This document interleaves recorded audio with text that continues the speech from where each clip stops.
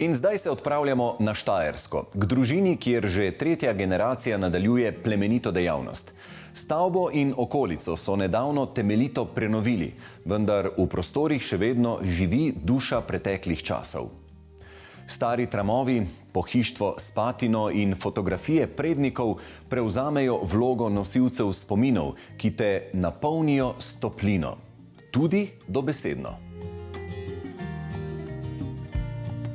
Tukajle v prelepih Slovenskih Goricah stoji domačija, kjer že skoraj stoletje stiskajo dragoceno in dišečo temno-zeleno tekočino bučno olje.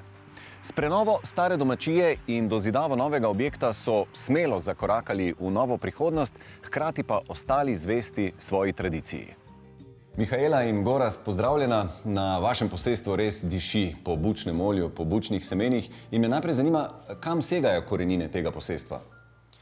Ja, našo zgodbo je začel pisati moj dedek 1928. leta, ko je kupil to posestvo in potem leto dni kasneje, 1929. leta, začel delati bučno olje in tudi hkrati še moko, se pravi mlin za moko.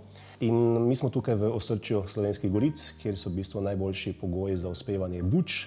Prvo bučno olje v zgodovini je bilo narejeno v Framu pri Mariboru, kar je približno 45 km od nas. In kako so potem prišle potrebe po prenovi celotnega posestva v tole čudovito celoto, kot jo vidimo zdaj?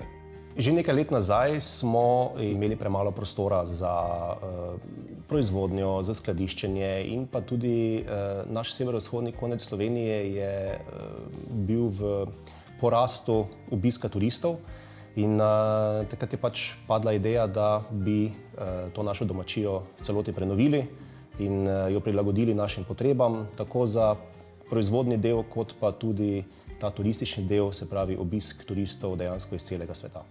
Ja, eden izmed razlogov so bile tudi poplave, ki so nas v bistvu malo bolj prisilile v to, da smo mogli narediti korak k tej prenovi, kajti takrat nam je ta voda stoletna, ki je prišla, naredila ogromno škode, uničila nam je velik del posestva in tudi eno hiško smo zaradi teh poplav morali podreti in v bistvu tukaj, kjer danes sedimo, je stala in tako je v bistvu nastal ta prostor na prenovi te stare hiške.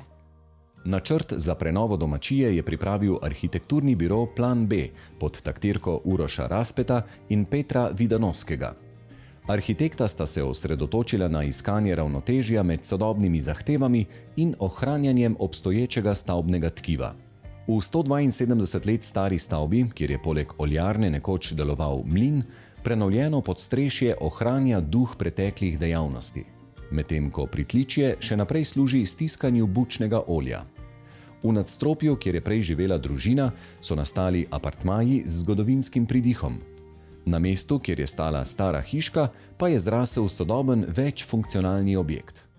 Skladišče je ostalo, v bistvu neki del gospodarskega poslopja je ostal star, potem pa smo dogradili še eno dodatno proizvodnjo, dodatno skladišče, ta degustacijsko-družabni prostor, kuhinja, trgovinica in potem to vse skupaj povezali z eno ogromno streho, ki vse te objekte povezuje in nam naredi tudi en velik del pokritega dvorišča.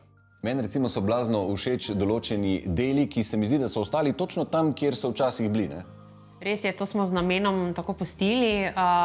Del je, kjer sta imela babica in dedek svojo kopalnico, tam je ostal še kotliček, ostale so cevi, ostala je pipa.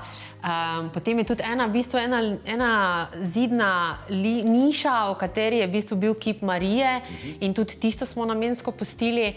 Potem smo razstavili en star Rexov stol, ki je iz leta 1964, tistega smo pa našli v stanovanju pri moji prababici. Prepeljali smo tudi še druge dele pohištva od moje prababice, je v bistvu spalnica, dve stari omari sta, potem ena čudovita jedilna miza, ki se razstavi in poveča in zraven nje smo restaurirali tudi stole, ki so v originalu pasali zraven in smo v bistvu vse to komponirali v zgornje nadstropje.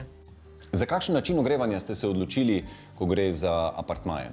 Celoten objekt je bil predviden za talno gretje in pri tej novogradnji smo naredili talno gretje, v starem delu hiše pa mi nekako ni dalo miru, Prvič zaradi tega, ker talno gretje ima daljši odzivni čas, plus tega stropovi oziroma tla so leseni v tej stari hiši. In čim spreminjaš temperaturo, les še bolj dela in potem je pač padla ideja, da bi naredili pač IR panele, ki so seveda zelo hitro odzivni, kar je meni všeč, lahko jih uravnavaš nadaljavo. In ker imamo tudi sončno elektrarno na strehi, smo popolnoma samooskrbni, je to bila idealna kombinacija. Mirko, pozdravljeni. A veste, da ko gledam tele slike, mi kar nekako postane toplo? Zakaj mislite, da je tako? Ja, pozdravljeni. Res je, lahko vam je toplo, zato ker je to ogrevalno telo, ki mu rečemo infrardeči panel. Specifika teh panelov je pa, da so lahko tudi tako poslikani, kot jih vidimo tukaj. Kaj pa je osnovni princip delovanja infrardečega panela? V čem se razlikuje od nekega radiatorja? Glavna razlika je v tem, da infrardeči paneli, tako kot sonce, ko prihaja skozi vakuum, skozi vesolje, do zemlje in ko pride do trdih predmetov, jih ogreje. Tako tudi paneli delujejo, se pravi, pride do tal, sten, predmetov in šele takrat se sprosti IR toplota.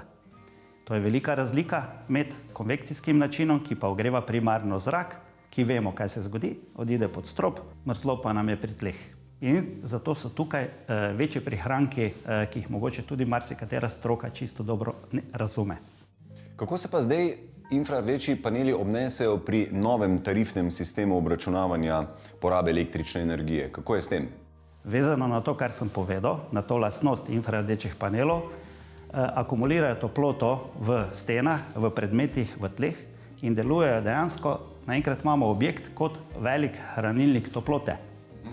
In seveda lahko zamaknemo delovanje panelov v ugoden čas. Zdaj po novem tarifnem sistemu, se pravi tako imenovani časovni bloki, lahko na primer mi imamo ob 3-4 zjutraj delovanje na polno in bo akumulacija sten in tal delala še naprej toliko in toliko časa, kar se spet dela prihranek. Kako pa tukaj zagotoviti, da ne bi delal v prazno, da ne bi pregreval nekega prostora ali pa ga podhladil takrat, ko nas na primer ni? Tukaj pa je podjetje razvilo poseben termostat, nastal pa je skozi 16 let opazovanja delovanja infrardečih panelov in deluje praktično kot tempomat na avtomobilu, kar pa pomeni, da se nič ne zaganja navzgor v plus in nič navzdol v minus. Infrardeče ogrevanje je najučinkovitejše, ko je nameščeno na strop. Na domačiji Kocbek pa so na željo lastnikov združili estetiko in funkcionalnost ter zasnovali posebne stenske IR panele, ki prikazujejo družinsko tradicijo in vrhunsko kulinariko. Mirko, kako je pa tukaj z obstojnostjo barve? Namreč ta stvar se segreva pa ohlaja, a je možnost, da bi barva z njega po nekaj letih se odluščila? Te možnosti praktično ni, ker seveda smo predtem preizkušali delovanje. In lahko garantiram, da bodo ti paneli ogrevali še vnuke. Mihaela, zdaj po prenovi, kateri prostor je vam najbolj pri srcu ali pa najbolj funkcionalen? Kje se najbolj počutite? Glede na to, da se največ zadržujem, je to zagotovo kuhinja. Kuhinja je bila v prejšnji stari stavbi v oljarni velika približno 12 kvadratov in dodali smo veliko delovne površine, kar je pomembno za pripravo vse degustacije, ki jo imamo. In enostavno veliko bolj funkcionalna je, se mi pa tudi na trenutke zdi, da bi lahko bila še večja. V družabnem prostoru izstopata vitrini za kozarce, ki sta jo Mihaela in Gorazd s toplotno pištolo očistila barve in ji z žganjem dodala pridih časa. Izjemna je tudi miza, narejena iz podrtega hrasta z Dolenjske. Hlod je bil 30 let v zemlji, preden so ga prepeljali na Štajersko, lokalni mizar pa ga je preoblikoval v mojstrovino. Na domačiji, kjer je veliko dela, je ključno poskrbeti tudi za počitek in razvedrilo. Obsežen vrt, ki se zaključi z Jevševim gajem, ponuja družini prostor, kjer se lahko umiri in ponovno vzpostavi notranje ravnovesje. Tam je tudi čudovit naravni plavalni bazen. V njem se lahko tudi kopamo, seveda, ima konstanten dotok sveže vode in iztok viška vode. Tako da zraven pa terasa za uživanje. In pa letna kuhna, v kateri pripravljamo, recimo na zadnje je najina hčerka pred začetkom teh slabšega vremena praznovala še z svojimi sošolci rojstni dan in smo izkoristili, da so imeli zunaj piknik, da so otroci se kopali v tem plavalnem ribniku in bili so tako navdušeni, da so jo vprašali, če bo prihodnje leto spet tukaj praznovala rojstni dan.